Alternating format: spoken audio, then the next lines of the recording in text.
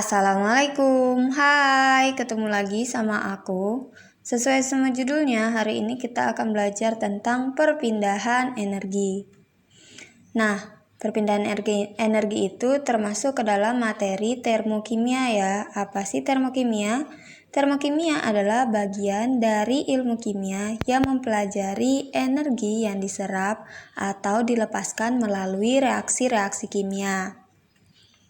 Adapun energi yang dimaksud adalah energi kinetik atau EK adalah energi yang dimiliki oleh suatu objek yang bergerak dan besarnya energi kinetik itu tergantung pada massa dan juga kecepatannya.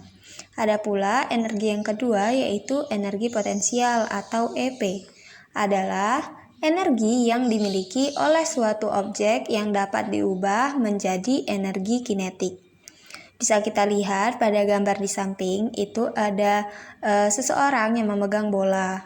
Nah, bola itu ketika ia memegang bola, ia memberikan atau menambahkan energi potensial kepada bola tersebut. Tadi kan energi potensial kan energi yang dimiliki oleh suatu objek. Nah, tuh. Jadi bola itu ketika kita mengangkat bola, kita menambahkan energi potensial pada bola. Dan sebenarnya bola juga sudah memiliki energi potensialnya sendiri. Lalu ketika kita melemparkan bola tersebut, maka energi potensial yang ada pada bola itu diubah menjadi energi kinetik. Kan energi kinetik tadi adalah objeknya bergerak. Ketika dia bergerak, dia berubah menjadi energi kinetik. Dan energi potensial pada bola tadi berkurang. Nah, adapun satuan energi yaitu adalah joule. 1 joule itu setara dengan 1 kg meter kuadrat per sekon kuadrat. Atau bisa juga 1 kg meter kuadrat sekon minus 2. Nah, ada juga yang namanya kalori. Tapi kalau kalori kita buat jadi joule juga, yaitu setara dengan 1 kalori sama dengan 4,184 joule dan 1 kilokalori adalah 4,184 kilojoule, yaitu kilojoule. Nah, ada pula yang dinamakan energi dalam atau biasa kita kenal dengan energi internal juga boleh. Energi dalam itu adalah jumlah energi dari semua partikel yang ada dalam materi. Dalam mempelajari perubahan fisika ataupun kimia, yang menjadi perhatiannya adalah perubahan energi dalam atau delta E. Nah, delta E ini bisa kita cari dengan memasukkan E akhir dikurang dengan E awal, ataupun bisa pakai delta E sama dengan E produk dikurang E pereaksi. Kalau dalam reaksi kimia, E akhir itu adalah energi internal produk reaksi. Jadi bisa pakai yang E produk itu. Dan juga E awalnya adalah energi internal pereaksi. Jadi yang bisa pakai dua-duanya. Bisa pakai rumus yang E akhir dikurang E awal, bisa juga pakai E produk dikurang E pereaksi, karena itu sama aja ya intinya.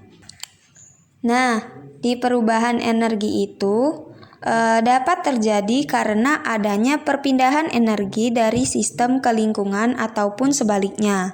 Sistem itu adalah yang menjadi pusat perhatian atau pengamatan, dan lingkungan adalah segala sesuatu yang ada di sekitar sistem dan mempengaruhi sistem. Baiklah, di sini udah ada gelas dan isinya itu adalah air panas. Nah, yang menjadi sistem adalah air yang ada di dalam gelas ini. Kita buat yang menjadi pusat perhatiannya itu adalah air yang terdapat dalam gelas. Jadi, untuk yang menjadi lingkungannya adalah sesuatu yang ada di sekitar sistem. Nah, siapa aja yang ada di sekitar sistem dan yang mempengaruhi sistem, yaitu adalah si gelasnya itu sendiri dan juga udara-udara yang ada di sekitar sistem. Lalu gimana dengan tangan saya itu? Tangan aku apakah dia juga termasuk lingkungan? Nah, tangan aku itu kalau dia mempengaruhi sistem, baru ia disebut dengan lingkungan. Tapi kalau enggak, ya berarti dia bukan lingkungannya, seperti itu. Adapun interaksi sistem dengan lingkungan terbagi menjadi 3, ada yang sistem terbuka, sistem tertutup, dan sistem terisolasi. Sistem terbuka itu adalah memungkinkan terjadinya perpindahan kalor dan materi antara lingkungan dan energi. Lalu sistem tertutup adalah memungkinkan terjadinya perpindahan kalor, tetapi tidak dapat terjadi pertukaran materi antara lingkungan dan sistem. Lanjut, ada juga sistem terisolasi, yaitu tidak memungkinkan terjadinya perpindahan kalor dan juga materi antara lingkungan dan juga sistem. Jadi ini merupakan sistem terbuka. Jadi ada cangkir yang isinya air panas, terus dia memungkinkan terjadinya perpindahan panas atau perpindahan kalor antara air yang ada di dalam situ. Panasnya itu bisa keluar, terus juga untuk perpindahan materinya, si air panas ini akan menguap sehingga air yang ada di dalam gelas akan keluar ke lingkungan. Nih aku tutup dulu supaya bisa ngeliat bener gak sih kalau airnya itu bakalan menguap dan keluar.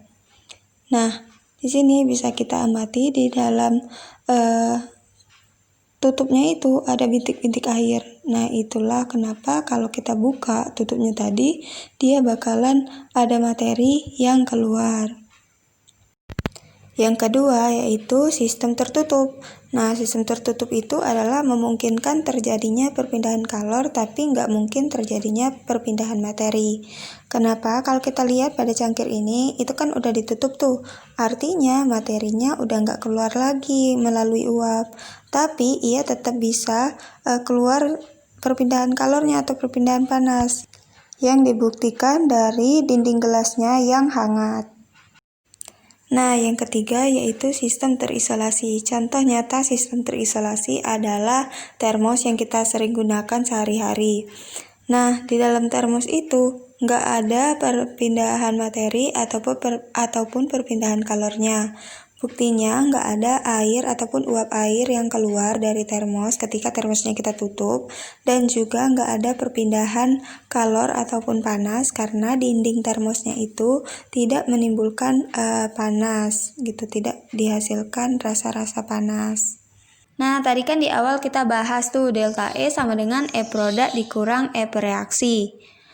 Jika suatu sistem menyerap energi dari lingkungannya, artinya E akhir lebih besar daripada E awal, sehingga delta E akan bernilai positif. Maka sebaliknya juga ketika sistem melepaskan energi ke lingkungan, E akhirnya akan lebih kecil daripada E awal, sehingga delta E akan bernilai negatif. Oke, segini dulu videonya. Jangan lupa like kalau kalian suka videonya dan subscribe channel ini supaya kalian gak ketinggalan video selanjutnya. Kalau kalian rasa videonya bermanfaat, share ke teman-teman kalian ya. Wassalamualaikum.